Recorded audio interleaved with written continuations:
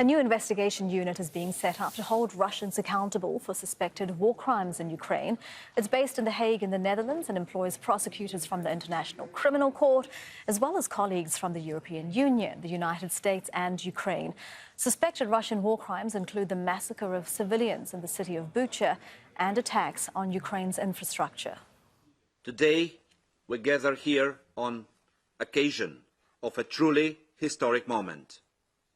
I would say an epoch-defining moment when the civilized world not only voices, but also shows by concrete actions that accountability is what matters the most. We cannot tolerate the gross violation of the prohibition of the use of force, one of the fundamental rules of the international rule-based order and a bedrock principle of the UN Charter. Well, let's get more on this now. We're joined by Geoffrey Robertson, a former UN war crimes judge and president of the UN's War Crimes Court in Sierra Leone. And he's joining us live from Melbourne. Mr. Robertson, thank you very much for your time. This centre has been set up to investigate the crime of aggression in Ukraine. Why can't the International Criminal Court do that? Because Russia isn't a member of the International Criminal Court, nor is America or China. The problem is that we have a law against aggression, a very simple law. You invade another country, you're guilty of aggression unless you can prove that you did so in self-defense. Now, Russia is obviously guilty because it had no interest in self-defense. As Mr. Prigozhin pointed out the other day, the claim of self-defense was a lie. Ukraine, and even if it joined NATO, NATO was not going to invade Russia. So Putin is guilty, as is Russia, of the crime of aggression. The only problem is that there is no court in which it can be tried. Because Russia isn't a member of the ICC, it can't be tried for an ICC crime. And so there is no way of putting Putin in jail, even if, which is unlikely, he was minded to turn up. So the only way forward is for the General Assembly of the United Nations, all 194 states, or a majority of them, to set up a court by agreement with Ukraine, and that would be an international court that could try Putin in absentia, in the absence. He wouldn't turn up. He would send a note saying that they didn't accept the jurisdiction of the court. Right. But if it were set up properly by the UN General Assembly, it can't be set up by the Security Council because Russia has a veto. It would veto any action by the Security Council. And it also has an ally on the Security Council, China, which would veto, we imagine, any such action taken against Russia.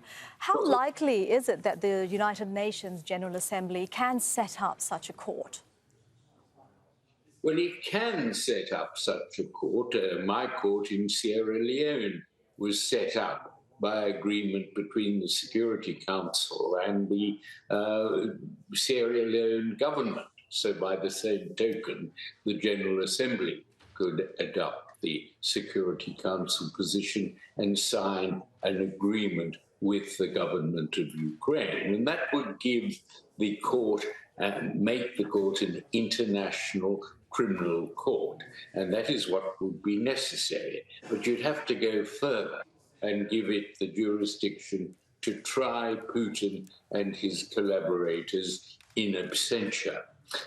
With that, undoubtedly, Putin would be convicted because he has no defense of self-defense, as Prigozhin has pointed out.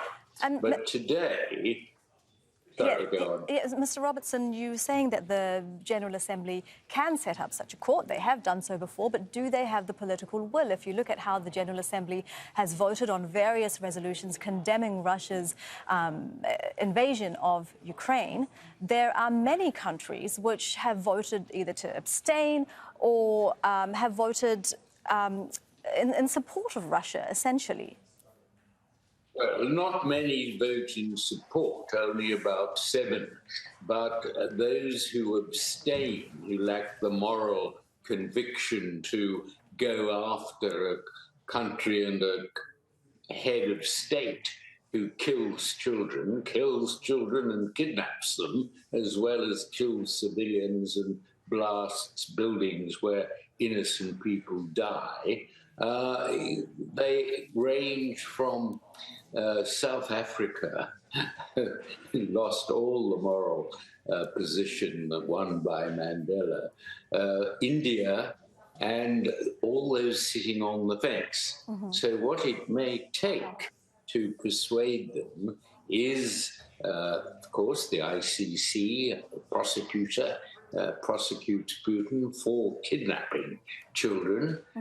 There will be more atrocities committed by the Russians. After the other day they killed 12 people at a pizzeria, as it were, to celebrate Putin's putting down of the mutiny by Prigozhin.